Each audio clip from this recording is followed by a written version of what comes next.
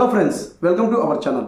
ఈరోజు వీడియో వచ్చేసి ration card సంబంధించి కూటమి ప్రభుత్వం మనకి మే 7వ తారీఖున అప్లై చేసుకునే విధంగా 7 రకాల ఆప్షన్స్ అనేది మనకి ఎనేబుల్ చేసిన విషయం అందరికీ తెలిసిందే కదా. ఈ ప్రాసెస్లో భాగంగా చాలామంది కామెంట్ చేశారు. ఆ కామెంట్లో ఒక వీడియో అనేది మీ ముందుకైతే తీసుకొస్తున్నాను. సో ఇక్కడ అడిగిన కామెంట్ ఏంటంటే, మేము గతంలో పిల్లల్ని యాడ్ చేయడం జరిగింది. గత వైసీపీ ప్రభుత్వంలో లాస్ట్ 2024 సంబంధించి అప్లై చేయడం జరిగింది. అలాగే న్యూ రైస్ కార్డ్ అప్లై చేయడం జరిగింది. అలాగే స్ప్లిట్టింగ్ కూడా అప్లై చేయడం జరిగింది. ఇప్పుడు మేము సచివాలయంలో చేస్తే మాకు వస్తుందా రాదా అని చెప్పేసి కామెంట్ చేయడం జరిగిందండి. సో వారందరి కోసం అనేది ఈ వీడియోని చేస్తాను.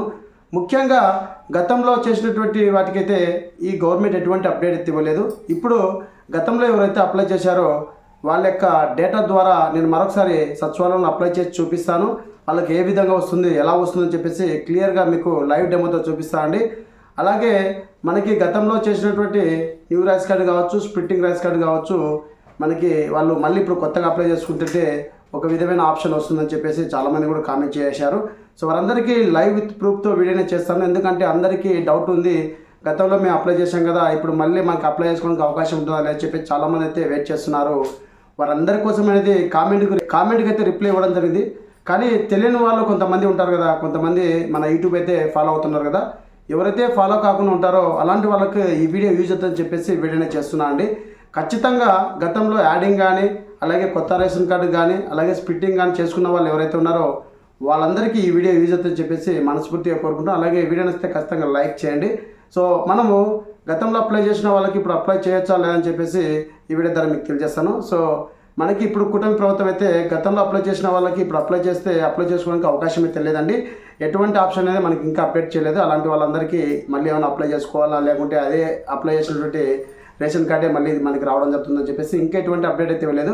ఇప్పుడు మీకు చూపిస్తాను అప్లై చేస్తే ఏ విధంగా వస్తుందని చెప్పేసి. అలాగే వీటి యొక్క స్టేటస్ కూడా మీకు వీడియో అనేది చూపిస్తానండి. గతంలో అప్లై చేసినటువంటి టీ నెంబర్ ద్వారా స్టేటస్, అలాగే ఇప్పుడు కొత్తగా స్ప్లిట్టింగ్ చేసినటువంటి టీ నెంబర్ స్టేటస్ అనేది మనకి చూపించడం జరుగుతుంది. అది కూడా మీకు నెక్స్ట్ వీడియోలో పోస్ట్ చేస్తాను.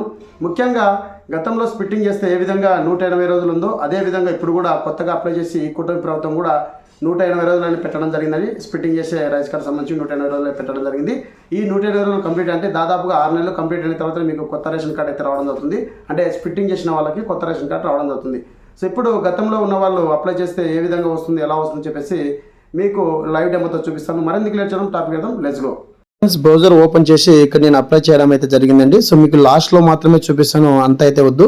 సో ఇక్కడ నార్మల్ స్ప్లిట్ క్లిక్ చేసి ఎవరినైతే స్ప్లిట్టింగ్ చేయాలనుకుంటామో ఆ పర్సన్ దగ్గర మనం క్లిక్ చేసి ఇక్కడ షో పేమెంట్ మీద క్లిక్ చేసిన వెంటనే ఇక్కడ మనకు ఒక మెసేజ్ అలర్ట్ అయితే వస్తుందండి. సో అది ఏ విధంగా వస్తుందని ఇప్పుడు మీకు చూపిస్తాను. సో ఇప్పుడు మనకి గతంలో అప్లై చేసిన వాళ్ళకైతే ఇప్పుడు అప్లై చేసుకోవడానికి లేదండి. అప్లై చేసిన వెంటనే ఇక్కడ మనకి ఒక మెసేజ్ అలర్ట్ అయితే రావడం జరుగుతుంది. మీకు కూడా ఇలా వచ్చిందో లేదని చెప్పేసి కామెంట్ చేయండి. ఇక్కడ error response already received similar application from VSWS team for ration card number with application type Swift card under the application number. అంటే మన యొక్క టీ నెంబర్, గతంలో అప్లై చేసిన టీ నెంబరు, అలాగే ఏ డేట్లో మనకి అప్లై చేశారు 24/2/19 తారీఖున ఇది అప్లై చేయడం జరిగిందండి.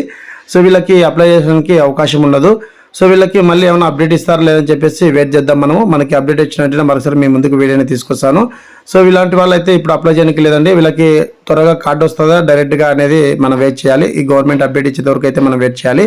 అప్డేట్ వచ్చిన వెంటనే మీ ముందుకు వీడియోని తీసుకొస్తాను. ఇదండి వీడియోని update. Thank you so much. జై హింద్.